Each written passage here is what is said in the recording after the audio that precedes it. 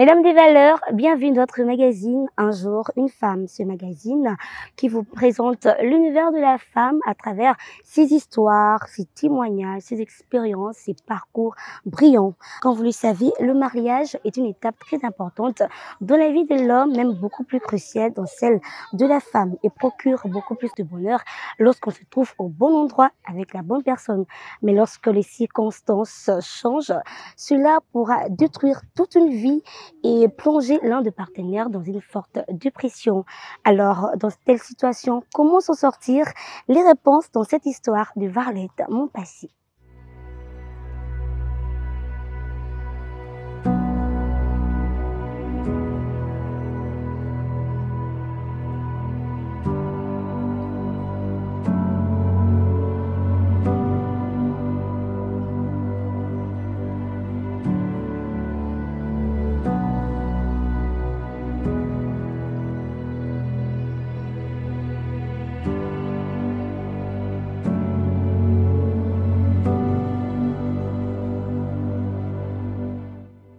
Varlette Montpassy est une femme à plusieurs casquettes, mais avant tout mère.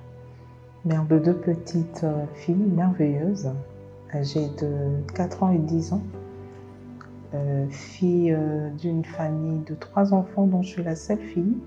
Je suis au milieu de 2 garçons qui ont toujours su être de frères extraordinaires. Et aussi dans ma casquette professionnelle, comme je le disais tantôt, j'ai plusieurs facettes. Avocate au barreau de Kinshasa, Matete. En même temps, conseiller emploi, ça va faire pratiquement 10 ans à l'Office national de l'emploi.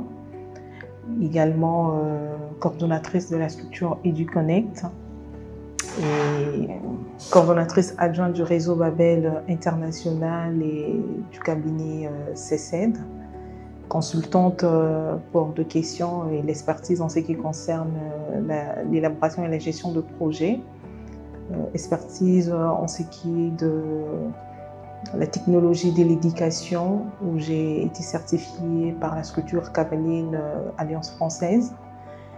Et voilà. Je suis au Congo, mais apparemment, les Congo, on dit on est beaucoup plus matriarcat. Hein? Alors, je ne sais pas si je dirais que je suis au Congo.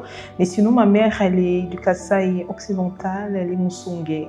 Et mon père, mon défunt père, il est Munyanga. Donc, sur le Congo, du Congo central aussi, là où il y a les crocodiles. Né et grandi à Kinshasa. J'ai pas encore eu le temps d'aller visiter mon village natal. Eh bien, j'espère que avec les années qui viennent, j'aurai la possibilité alors d'aller dans mes racines, explorer un peu mes sources, un peu plus. Et sinon, né et grandi à Kinshasa.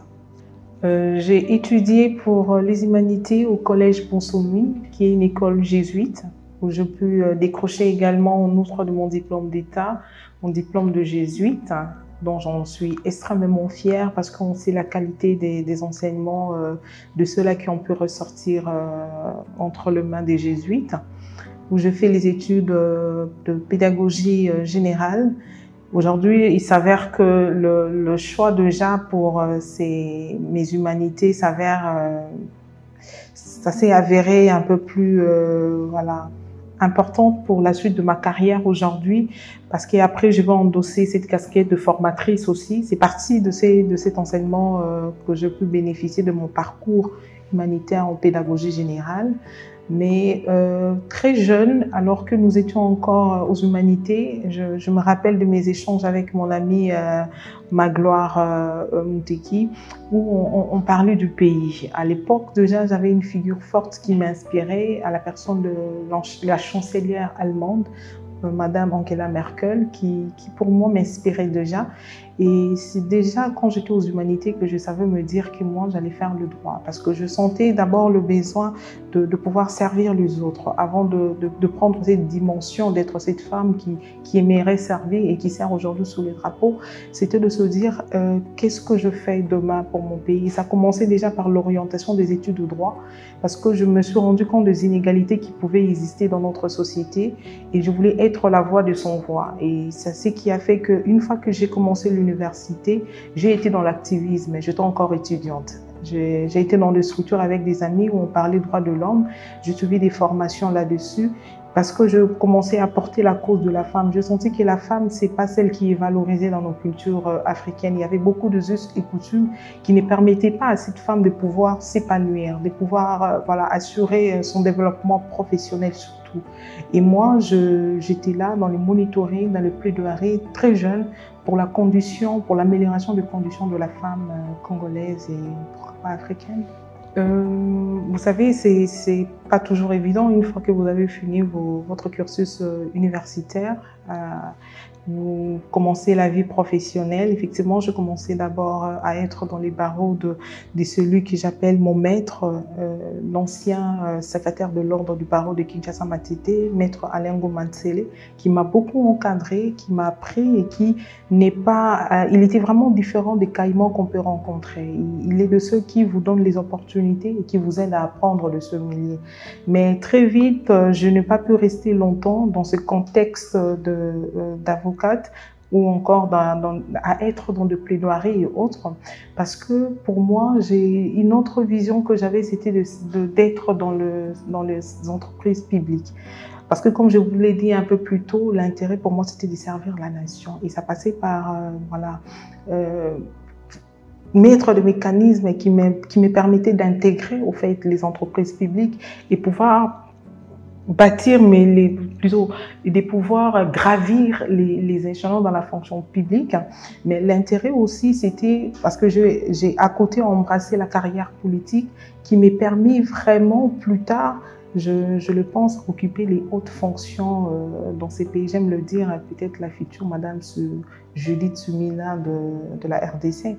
Donc, je ne suis pas restée dans ce contexte-là parce que je suis quelqu'un qui est beaucoup plus dans l'évolution de la carrière. Les barreaux, ça m'a permis d'avoir des connaissances transversales. Parce que le droit, dans tout le domaine de la vie, on a besoin d'une expertise, on a besoin de savoir avec qui on traite, qu'est-ce que l'on fait, quelles sont les implications par rapport à l'acte que je pose. Et faire les études de droit et être dans les barreaux, ça m'a donné cette approche des choses. Mais après, je cherchais les voies et moyens vraiment d'aller servir sous les drapeaux. Et pour moi, c'était d'abord commencer par intégrer la fonction publique où, comme je vous ai présenté, à un moment donné, l'UNEM a pu mettre en place des concours où j'ai passé mon concours et j'ai été retenue. Je pense que c'est la seule fois où on va organiser ces concours quand même au niveau de l'UNEM. Et voilà, ce qui m'a permis d'intégrer cette entreprise publique. Mais maintenant, les approches politiques ont fait en sorte que jusqu'à aujourd'hui, j'envisage une autre carrière au plus haut sommet de l'État de notre pays. C'est comme je vous l'ai dit tout à l'heure, hein, c'est pas évident, surtout pour le jeune qui finit fraîchement l'université comme ça. Il y a beaucoup de réalités. Vous savez, l'avocat ne vit que de consultations, encore des opportunités en termes de procès, de circonstances qui peuvent se présenter. Et ce n'est pas toujours évident quand vous n'avez pas réussi à avoir l'ancrage, vous n'avez pas encore réussi à vous faire connaître, de pouvoir avoir des bons dossiers. Encore de vous confier déjà ces dossiers. Voilà pourquoi moi j'ai mis l'accent sur l'accompagnement que j'ai pu bénéficier de Maître Alain Goma, qui a été très ouverte. Ça a été plutôt un choix personnel. C'est pas parce que j'ai été butée à des obstacles quand même d'insertion dans cette profession d'avocat que je peux laisser, mais c'est parce que je ressentais les besoins de beaucoup plus être dans un format de conseiller juridique, mais dans les entreprises. Et même au niveau de l'UNEM, j'ai été au niveau de contrats visa, contrats de nationaux. C'est les contrats étudiés dans l'examen de pouvoir mettre la conformité de ce qui est dans le contrat par rapport au code du travail. Je suis restée dans ce contexte-là, et bien évidemment parce que je me considère toujours comme étant une femme multipotentielle, je peux aller acquérir comme ça des connaissances dans d'autres secteurs, sur d'autres matières qui me permettent aujourd'hui de pouvoir évoluer sous d'autres casquettes en dehors de la casquette d'avocate et du juridique. J'ai été mariée, j'ai eu mes 2 filles. Malheureusement, les situations et les circonstances de la vie qui, avec le temps, arrivent à vous faire sourire quand même, parce que je dis toujours, les épreuves à un moment donné font rire pour quand même arriver à résister, mais aussi à passer outre ces moments de preuve de la vie. Et ce qui fait qu'aujourd'hui, je me retrouve maman, seule avec mes 2 filles. Mais je reste quand même dans cette optique de voir un nouveau paysage se redessiner. Et voilà. Mais pour le moment, voilà, c'est sur cette casquette-là des mamans, on va dire célibataires, hein, que j'élève mes 2 petites filles. Il est là, hein. Mon mari n'est pas décédé, il est là. Je pense qu'ici, il faut mettre un mot sur ce qui s'est passé et qui fait en sorte que je me retrouve dans cette situation. Il faut le dire, hein, comme je le précisais en amont, dans tout ce que je fais, il y a cette dimension spirituelle qui se rapproche de choses, parce que quand vous n'arrivez pas à comprendre le changement de quelqu'un, ou du jour au lendemain, le tableau se redessine, mais amèrement, on arrive à comprendre qu'il y a quand même une main noire derrière certains agissements, parce que je ne reconnaissais plus la personne qui m'a autant aimée. Je surpris encore son appel récemment avec une de mes proches.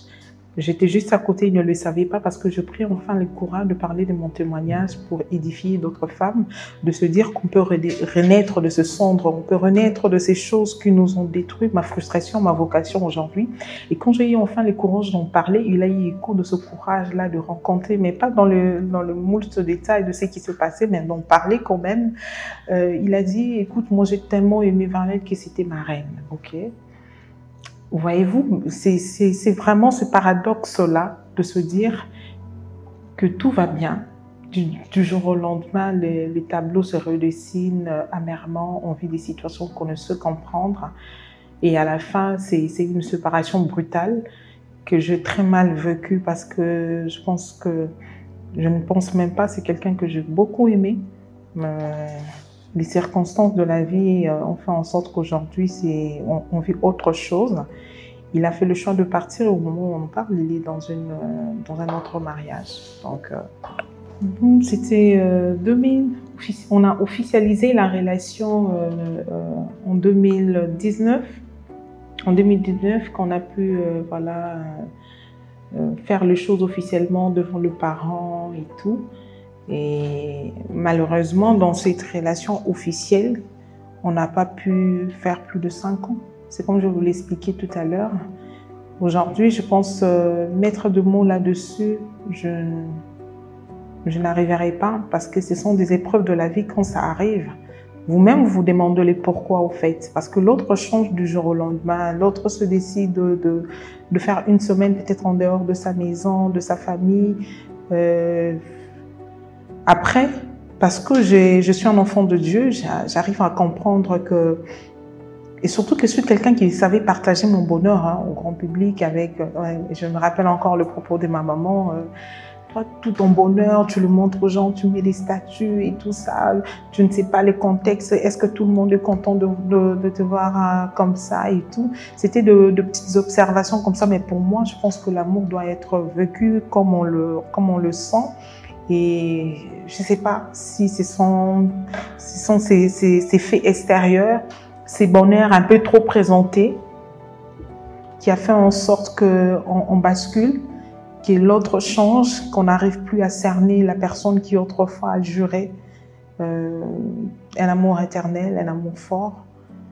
Mais bon, je pense que peut-être, c'est de tirer profit de cette séparation, de se dire aussi, Des fois, on ne se retrouve pas au bon endroit, à la bonne place et avec la bonne personne. Et quand les choses arrivent et que les circonstances, les épreuves arrivent à vous amener à la séparation, peut-être aussi derrière cela, il y a une volonté divine où vous ne vous retrouvez pas avec la bonne personne. Et surtout quand l'autre arrive à se remarier en un laps de temps, vous comprenez que vous n'étiez pas tous les deux au bon endroit avec la bonne personne. Aujourd'hui, je pense qu'il est épanoui et moi aussi, j'ai réussi à digérer cette séparation et à pouvoir avancer aujourd'hui.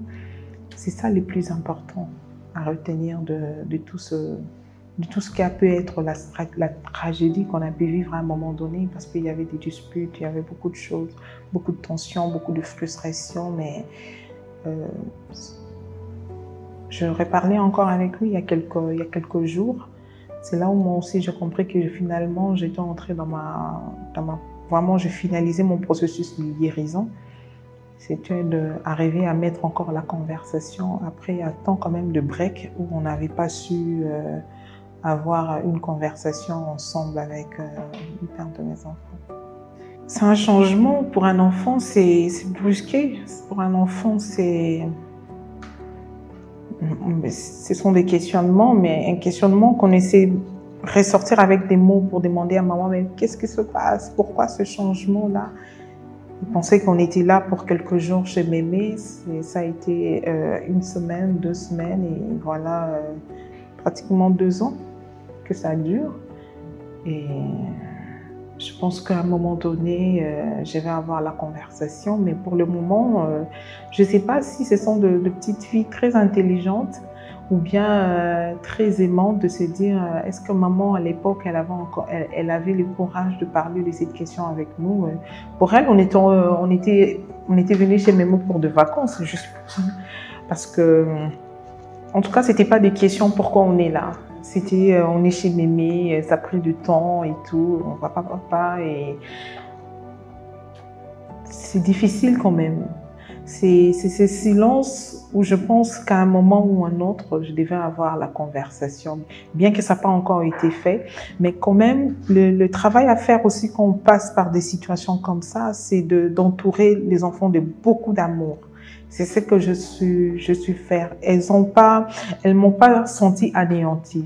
J'avais mes moments où je pouvais me morfondre à 1h, 2h du matin, à me poser des questions où le larme pouvait couler. Mais devant les enfants, c'est important de ne pas faire ressentir notre tristesse, notre angoisse, nos moments de solitude aux enfants, et même par après, de ne pas extérioriser cette frustration au devant des enfants pour placer des mots déplacés sur leur père et tout.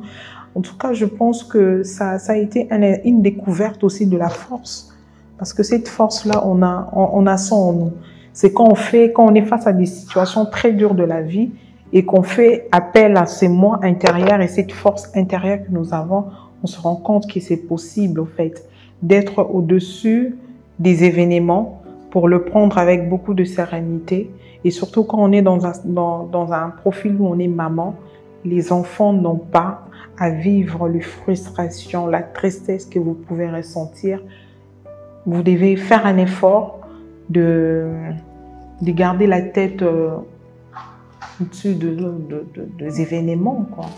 Quand je passe mes moments de dépression, je pense que je ne me rends pas compte que je suis dans cet état dépressif, en tout cas. Mais comme je dis dans mon témoignage autrefois, c'est un soir où je rentre du service, on m'a fait un rapport d'une bêtise qu'avait fait Adriel. Ce soir-là, je vais vraiment taper Adriel au point où je l'ai blessé. Je pense que c'est ce soir-là que je réalise que ça ne va pas. Ma mère me dit, mais pourquoi autant de rage? C'est pas contre elle que tu en veux, c'est les circonstances, c'est ce que tu vis au fait. Et très tard dans la nuit, quand j'entre dans la chambre des enfants, je regarde Adriel qui dormait, mais je voyais les sons qui coulaient encore, que je réalise que ça n'allait pas, que j'avais besoin de l'aide, que j'avais besoin finalement de parler à quelqu'un de ce que je ressentais, de ce que j'avais pu vivre, de tous ces événements-là. Et je suis quelqu'un qui est très proche de mon frère aîné. Je vais les contacter pour lui parler de ce qui s'était passé, de ce que j'avais fait la nuit dernière. Et en tant qu'humain aussi, il a eu ce moment difficile de la vie. Il m'a parlé de Papa Alain qui a un ministère fabuleux de famille, de couple et famille. Et il va me rediriger vers Papa Alain que je vais aller voir. C'est avec lui que je vais avoir l'échange et des moments de prière. Moi, ce qui m'a aidé à sortir de la dépression, à réussir à surmonter ces événements, ça a été beaucoup plus la présence de Dieu. Et ces moments d'intimité que j'avais avec lui, c'est là que le Seigneur me dit que je suis forte au fait. Je me rappellerai toujours de cette voix que j'ai entendue dans ma tête qui me disait que tu es forte. Et ça m'a rappelé les versets de la Bible où le Seigneur dit « Je donne à mes plus vaillants soldats de dures épreuves ». Et ça m'a permis de me relever. Et le Seigneur n'a pas seulement fini de me dire que j'étais forte, c'était encore de me rassurer que son amour était inconditionnel et c'est ce vrai amour que l'on devrait beaucoup plus chérir. Et ça, c'est venu m'accorder une paix. Tel le dit dans la Bible, je vous donnerai cette paix, une paix qui dépasse tout entendement. Je pense que ce moment de prière, d'intimité avec Dieu m'a aidé à me retrouver. Parce que le travail à faire, ce n'est pas l'autre qui vous guérit de vos blessures. Très souvent, quand on sort d'une séparation, d'une relation qui nous a détruites, on a l'impression que parce que c'est la perte de l'objet. On a l'impression très vite qu'on doit rechercher cette chaleur. Parce qu'on est déjà, quand on est marié, c'est pas facile. Hein. Il y a cette chaleur humaine qu'on a l'habitude de ressentir autour de soi, la nuit, même dans la journée.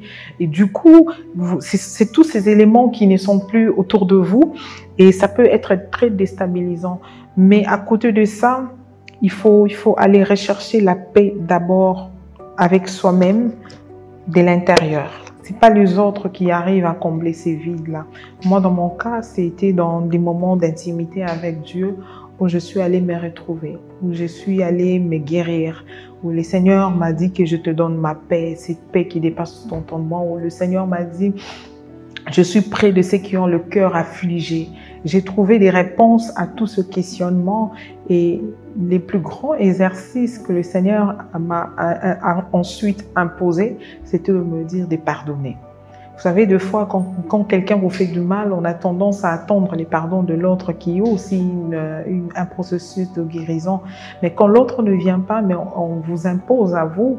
Et quand vous essayez d'évaluer sur l'échelle de faits, vous vous dites, bon, je ne suis pas sainte, je n'ai pas aussi manqué des erreurs parce que le mariage, c'est une autre école d'être ensemble, de vivre ensemble chaque jour, de se réveiller. Cette symbiose d'éducation n'est pas toujours évidente, mais partant de ça, on ne manque pas d'erreurs, on ne manque pas des couacs, mais le plus important, c'est que d'arriver à pardonner. Et ça, c'est l'exercice que le Seigneur m'avait imposé, de pardonner. Et c'est dans la prière que je puis trouver la force de pardonner. Autant on trouve la force de supporter les événements, de surmonter les événements, on trouve aussi la force de pardonner. Le Seigneur ne donne pas les choses à moitié, non. Quand il vous donne sa paix, il sait aussi vous donner la force pour pardonner même à ceux qui vous ont fait le plus grand de méfaits de votre vie. Je pense que s'il revenait aujourd'hui vers moi pour demander la garde des enfants, je m'y opposerais.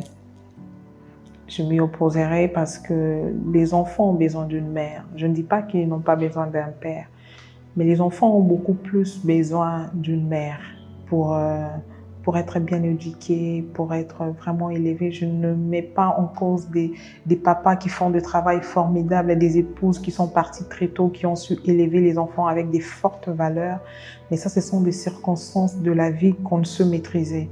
Mais le Seigneur, qui est créateur de toutes choses, et même nous, humains, il sait la responsabilité, il sait l'instinct qu'il a mis dans la femme qui n'est pas forcément dans l'homme. La femme a cette dimension d'éducatrice naturelle et sait s'y prendre avec les enfants. Alors, mais prendre les enfants parce qu'on veut entrer dans une guerre qui prend la garde, non.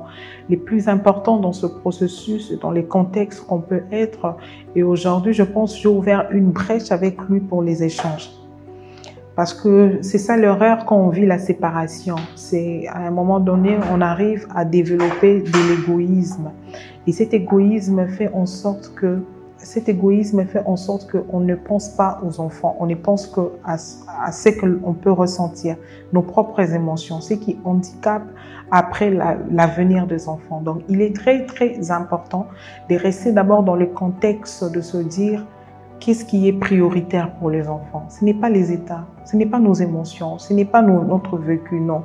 C'est se recentrer autour des enfants et privilégier la bonne entente, combien même que nous avons nos discordes, nos frustrations, non, il faut voir les intérêts des enfants. Et aujourd'hui, je dirais non, pas de façon brutale, non, non, non, c'est d'échanger, de faire comprendre à l'autre que ces enfants ont besoin d'abord de rester avec leur mère, et que la garde, bien évidemment, à tout moment, ce sont tes enfants. Il n'y a aucune raison de refuser l'accès. En tout cas, ça, c'est une recommandation aux mamans de sortir de l'égoïsme émotionnel. Parce qu'à un moment donné, l'égoïsme, c'est se regarder soi-même. Non, mais moi, je suis frustrée, mais moi, j'ai été humiliée, non, non, non, ce n'est pas ça. Quand vous avez des enfants, ce n'est plus vous, au fait. C'est vos enfants qui doivent être prioritaires dans vos décisions. Et c'est arriver à trouver un terrain d'entente. Même quand, laissez-vous les temps de break qu'il faut. Parce que j'en ai eu aussi besoin. J'ai eu besoin de mon temps de guérison pour arriver à prendre les choses avec calme et maintenant à me recentrer pour voir dans ce contexte où on se retrouve maintenant, comment on fait pour la suite. Il faut prendre ce temps-là, mais surtout de refuser d'être dans un sentiment d'égoïsme émotionnel. Bien évidemment, tout à l'heure, je compte vraiment me remarier parce que il y a un passage de la Bible qui dit « La gloire de la deuxième maison sera plus grande que la première ». C'est une brèche pour nous, enfants de Dieu, et pour nous qui sommes beaucoup plus portés dans la réflexion de se dire « Il y a une possibilité, il y a toujours une possibilité pour le Seigneur qui a permis de permettre à nouveau quelque chose de se passer. » Parce que moi, je le dis, hein, le mariage, c'est une belle expérience. Peu importe ce que je peux vivre, peu importe ce que je peux traverser, mais je l'admets encore aujourd'hui que c'est une belle expérience, que toute femme doit vivre. Ces sentiments de légitimité là, ça a quelque chose quand même. Alors je ne vois pas pourquoi une mauvaise expérience va me laisser figer derrière le passé, non. Le passé, les événements plutôt, on en fait un passé, mais pas un passé qui doit rester continuel, pas un passé qui doit nous hanter. Non, on doit toujours se donner les perspectives de se relever. La vie, on tombe, on se relève. Même quand un mariage n'a pas abouti, pour une raison ou une autre, on doit faire le choix de pouvoir passer les caps à autre chose et de rester dans une dynamique de se dire c'est possible. C'est possible. Il n'est pas question de nombre d'enfants, il n'est pas question de bon, pour moi, beaucoup de femmes se renferment comme ça. On reste dans la frustration de l'amour perdu, parti. Mais ce qu'on ignore, c'est que l'amour n'est pas parti. C'est la personne qui est partie. Vous avez encore les capacités d'aimer une autre. C'est à vous de vous donner les temps. Il faut aussi se donner les temps. Parce que si on veut se précipiter à recommencer, on risquerait encore de faire peut-être un choix qui n'est pas judicieux pour nous. Il faut prendre son temps, mais garder à l'esprit qu'il est possible de reconstruire dans le ruine, qu'il est possible de vivre encore les bonheurs parce que celui qui est parti n'est peut-être pas la personne qui était réservée pour vous. La vie, c'est pour certaines personnes, la vie, c'est des choix très lisses. Pour d'autres, ce sont des lignes courbes, mais pour une finalité qui vous attend, qui est destinée à vous. Et moi, je suis dans cette pensée-là, je suis de cette école-là. Donc oui, je me vois encore me remarier. Alors, le réseau Babel international que dirige M. Alidor Mouyaya, qui est d'ailleurs mon mentor, je dis toujours, pendant ce moment de preuve, le Seigneur, quand j'étais en train d'entrer dans cette phase de reconstruction de moi-même, de ma carrière, j'ai eu la grâce de rencontrer M. Alidor Mouyaya, qui a été aussi parmi les personnes qui m'ont aidé à me relever et à me redécouvrir en termes de potentiel qui pouvait encore être en moi et de pouvoir le mettre au service des autres, au service de moi-même, de mes enfants, et ainsi de suite. Donc, le réseau Babel est une structure qui crée vraiment, qui met en place toute une synergie. Des personnes voilà, qui sont dans l'entrepreneuriat, des personnes qui sont dans l'emploi, les questions de l'employabilité, de leadership, parce qu'à chaque période, on sait mettre des thématiques, on sait mettre des formations, on sait mettre des activités adaptées. Mais l'intérêt dans cette plateforme, et comme le dit encore M. Aldor, et les thèmes d'ailleurs de cette année, c'est plus de synergie pour plus d'impact. Donc c'est question de connexion pour arriver à impacter nos milieux au fait, pour arriver à faire développer notre pays. On n'y arrivera pas seul, on doit créer tout autour de nous un écosystème favorable pour que les gens puissent se développer. Et cela passe, comme tout dernièrement, on est parti sur une thématique sur la santé mentale. C'est dans l'intérêt de réunir des gens, de parler sur une question qu'on ne se rend pas compte. Quand on n'a pas une bonne santé mentale, on ne sait pas être très productif. Et le réseau Babel s'assure vraiment de mettre en place un écosystème favorable pour le développement de l'homme. Ça passe par des activités que l'on met en place, mais aussi des connexions pour voir dans la mesure du possible. Aujourd'hui, on est à Kinshasa. Quelqu'un qui a ses produits à Kinshasa, comment est-ce qu'avec le contact que le réseau peut avoir avec d'autres pays africains, mais aussi à l'international, comment faire en sorte que la personne puisse se développer davantage dans cet écosystème entrepreneurial, mais aussi dans les développements humains, le développement humain que cela peut représenter. Alors là-dessus, je suis coordonnatrice adjointe en charge de projet du réseau Babel International, en même temps du cabinet CECEL qui est toujours chapeauté par M. Alidor Mouyaya. Alors, s'il faut parler de ce livre, je vais rentrer dans ma casquette de la coordonnatrice de la structure EduConnect, qui est une structure qui est dans l'accompagnement, l'éducation. On a su identifier les trois générations, ceux qui sont en milieu scolaire, en milieu universitaire et dans la vie active. Et quand j'ai mis en place ces structures, l'idée c'était de commencer d'abord en milieu scolaire parce que cette jeune génération, comme je ne cesse de le dire, c'est les visages du Congo, c'est les visages du changement du Congo de demain. Il est important pour attendre de leur un changement, il faut aller travailler cette jeunesse, leur donner de repères.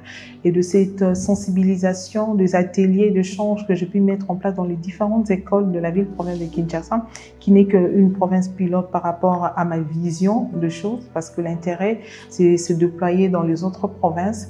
Je peux constater que la problématique liée à la sexualité de la jeune fille est un sujet encore tabou dans notre culture.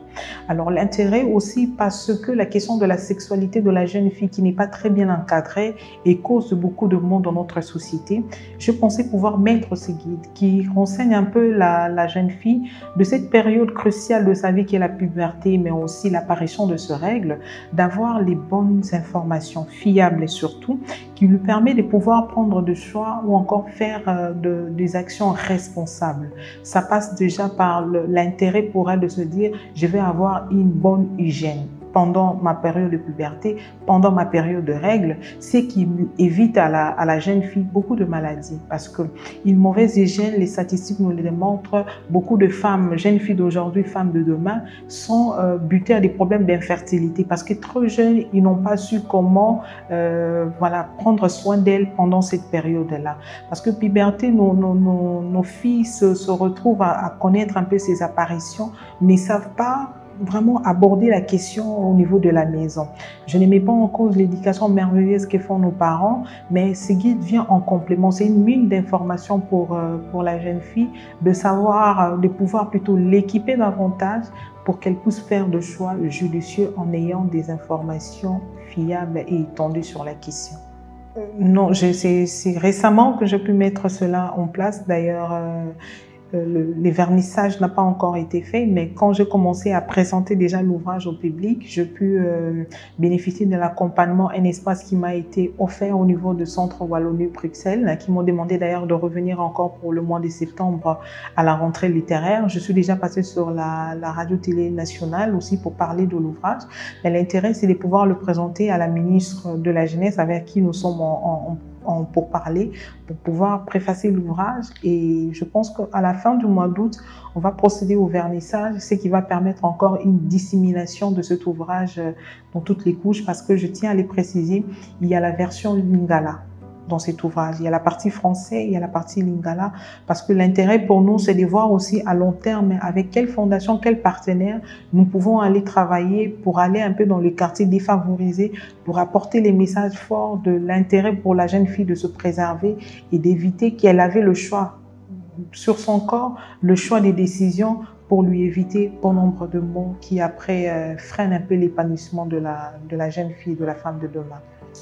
J'aime le dire, ma frustration, ma vocation. Hier encore, je pouvais être dans toutes ces situations et être triste.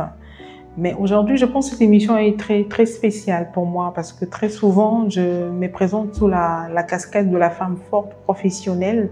Mais cette mission renferme une fragilité pour aider une autre femme de se dire, quelles que soient les situations, quelles que soient les épreuves, quels que soient les vécus que tu peux avoir, qui peut te déstabiliser, qui peut t'amener à des états de dépression, de te dire que c'est possible de se relever, c'est possible de devenir cette femme que vous pouvez voir aujourd'hui.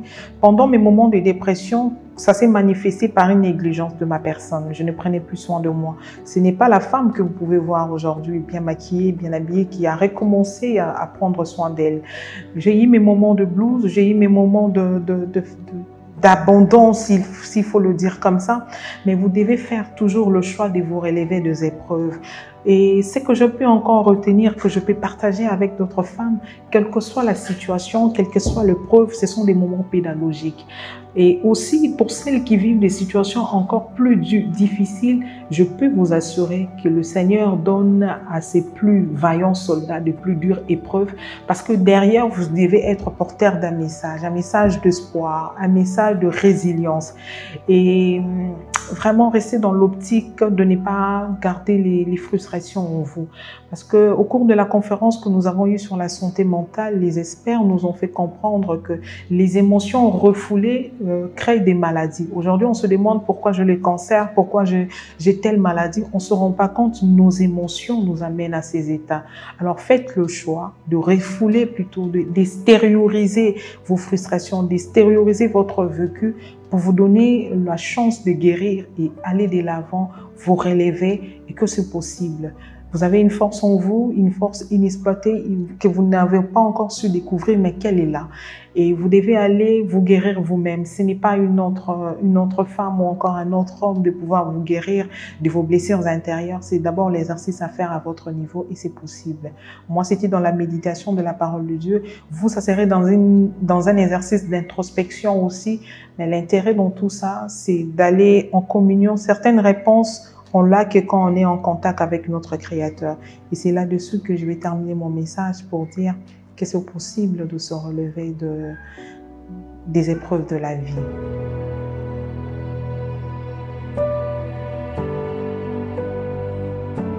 La prière, tel a été le moyen le plus efficace pour Valette Mompassi de sortir de cette situation la plus sombre de sa vie. Aujourd'hui, c'est une femme forte ayant plusieurs casquettes et déterminée à réaliser ses objectifs, ses rêves. Vous vous trouvez peut-être dans la même situation ou même pire et difficile à s'en sortir, mais j'aimerais vous dire pas impossible. Alors recherchez la force qui se trouve en vous et réalisez vos rêves, vos objectifs. C'est tout pour ce numéro. Retrouvons-nous tout prochainement pour un nouveau numéro de votre magazine Un jour, une femme. Ciao.